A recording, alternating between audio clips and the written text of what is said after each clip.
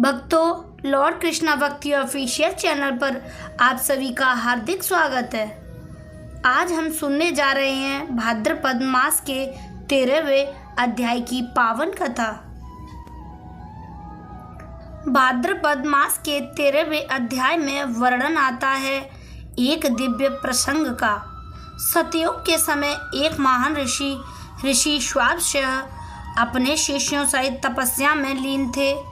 उनके आश्रम में शांति, साधना और प्रभु के नाम का कीर्तन गूंजता रहता था।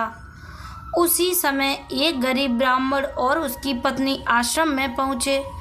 उनके जीवन में अभाव था, न भोजन था, वस्त्र जर्जर थे। वे दुखी होकर ऋषि के चरणों में गिर पड़े। तब गुरुदेव कहते हैं, आप इतने दुखी क्यों हैं? ब्राह्मण कहते हैं, गुरुदेव, हम दरिद्रता से पीड़ित हैं। गृहस्थ जीवन बोझ बन गया है। कृपा कर हमें ऐसा व्रत या उपाय बताइए जिससे हमारा जीवन सुधर सके। ऋषि बोले, वत्स, भाद्रपद मास का यह 13वां अध्याय तुम्हारे कष्टों का अंत करेगा। जो व्यक्ति इस दिन विष्णु भगवान का पूजन कर कथा श्रवण करता है वह समृद्धि और मोक्ष दोनों को पाता है। ऋषि ने उन्हें यह रहस्य बताया कि इस तिथि पर श्री कृष्ण का ध्यान कर तुलसी दल अर्पित करने से ही दरिद्रता दूर हो जाती है। व्रत का विधान है, स्नान कर स्वच्छ वस्त्र पहने, भगवान विष्णु की प्रतिमा को गंगा जल से स्नान कराएं, धूप दीप निवेद अर्पित करें और फिर यह कथा सुनें। कथा के अनुसार इंद्रपुरी में एक समय राजा नहुस ने तप करके इंद्रासन पाया, परंतु घमंड के कारण वे पतित हुए। उनकी मुक्ति भी इसी भाद्रपद 13वें अध्याय की कथा के श्रवण से हुई। राजा नहुस पश्चाताप में कहते हैं, हे नारायण, मैंने अहंकारवश देवताओं और ऋषियों का अपमान किया है। अब मुझे शांति नहीं मिलती। तब भगवान विष्णु की आकाशवाणी होती है, हे राजन, यदि तुम भाद्र मास की 13वीं तिथि को व्रत कर मेरी कथा श्रवण करोगे तो तुम्हें पुनः लोकों में स्थान मिलेगा।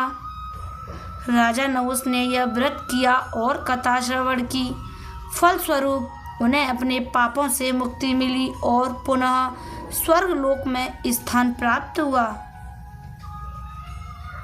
इस कथा का फल यह है कि जो भी मनुष्य भाद्रपद मास के 13वें अध्याय की कथा को श्रद्धा से सुनता है उसके घर में सुख समृद्धि का वास होता है, पुत्र पौत्र धन धान्य की प्राप्ति होती है और अंत में उसे वैकुंठ धाम की प्राप्ति होती है। अर्थात कथा श्रवण करने वाला जीव पापों से मुक्त होकर विष्णु धाम को प्राप्त होता है। प्यारे भक्तजनों, यह थी भाद्रपद मास के 13वें अध्याय की पावन कथा। आप सभी इस कथा को अपने घर परिवार में श्रवण कराएं और प्रभु की कृपा से यह कथा का आरंभ करें। यदि आपको हमारी यह प्रस्तुत आई हुई हो कथा तो लाइक करें, शेयर करें और सब्सक्राइब अवश्य करें। मैं मोहिनी शर्मा आपसे विदा लेती हूँ।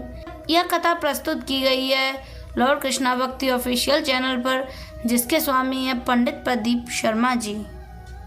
जय श्री हरि, जय श्री कृष्ण।